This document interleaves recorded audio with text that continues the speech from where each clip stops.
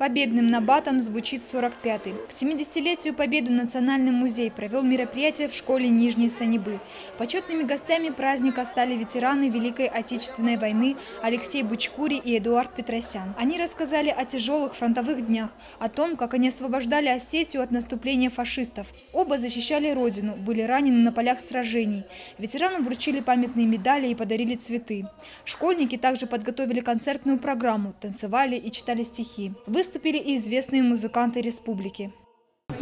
Во время войны я дошел до Крымской, освобождал вот Осетию, Ставропольский край. И, откровенно сказать, Крымская, вы знаете, приблизительно там пролив есть вот это самое, в Керчь. Почти туда дошел, но, откровенно сказать, ранило меня. И я, откровенно сказать, в госпитале провалялся, в Тбилиси лежал в госпитале. 2-3 операции делали, осколки доставали. Ну, на сегодняшний день как будто все в порядке.